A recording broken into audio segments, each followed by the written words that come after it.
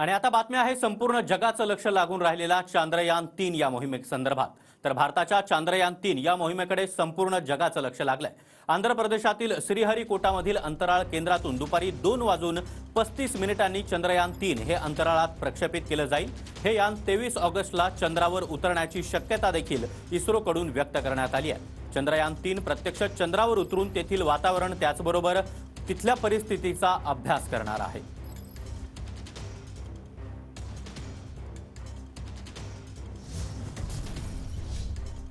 आणि या संदर्भात अधिक माहिती देण्यासाठी आमचे प्रतिनिधि पीयूष पांडे आपल्यासोबत आहेत। पीयूष जी, टीवी9 मराठी में आपका स्वागत। हमें आप बताइए कि इस मुहिम की विशेषता है और इसका उद्देश्य क्या है, क्योंकि पूरे भारत तो है ही, लेकिन पूरे विश्व की नजरें इस मुहिम पर टिकी हुई है। जी बिल्कुल सागर, देखिए सबसे अहम बात यह है कि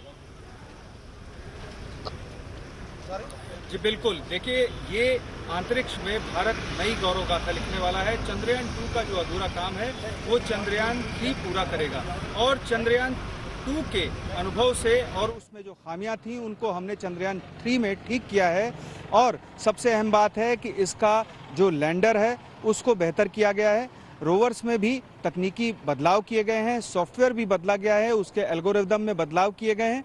सबसे अहम बात यह है कि आज मौसम पूरी तरह से साफ है और जो टाइमिंग है लॉन्चिंग की 2:35 दोपहर को, वो स्पष्ट है कि चंद्रयान 3 आज यहां से लॉन्च होगा।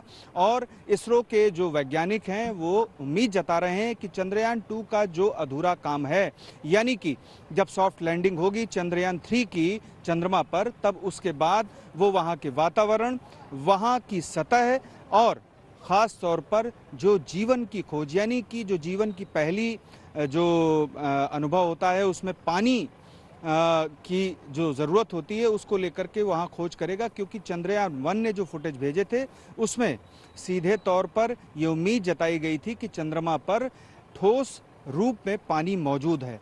तो ये स्पष्ट है कि चंद्रयान 2 का जो अधूरा काम है वो चंद्रयान 3 पूरा करेगा। और सबसे अहम बात ये है कि चंद्रयान 3 में वो तकनीकी सभी बदलाव किए गए हैं और उसको पूरी तरह से सक्षम किया गया है जो चंद्रयान 2 में खामियां थी। जी सागर। जी पीयूष जी, लेकिन इस भारत की जो ये मुहिम है, इसरो की मुहिम, इस पर पूरे विश्व की नजरें टिकी है, लेकिन जहां पे आप अभी हो वहां का माहौल कैसा है, वहां पर कैसी स्थिति है अभी?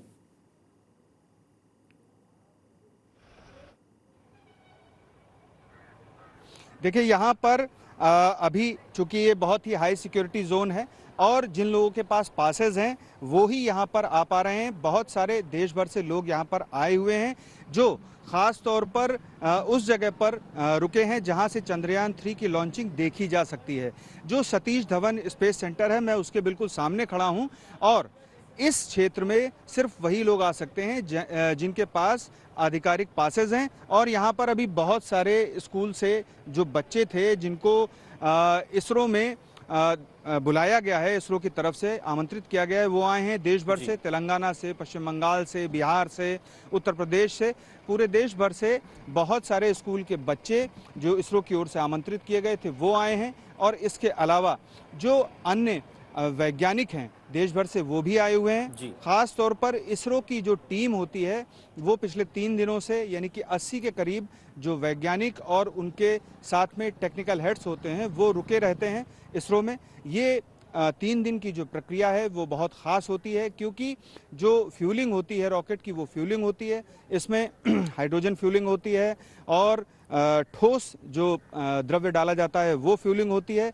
इसके अलावा जो सॉफ्ट फ्यूलिंग होती है वो भी होती है। तो 3 तरह की फ्यूलिंग होती है। इस फ्यूलिंग की प्रक्रिया को बहुत ही सावधानी से पूरा किया जाता है क्योंकि अगर एक भी लीकेज या कुछ भी रहता है तो फिर लॉन्चिंग नहीं हो सकती है। ऐसी स्थिति की वजह से जब चंद्रयान 2 का लॉन्च किया जाना था पहली बार, तब लॉन्चिंग रोक दी गई थी। जी सागर। बराबर है। जी पीयूष जी, धन्यवाद आपने दी हुई इस जानकारी के लिए, खूब खूब धन्यवाद।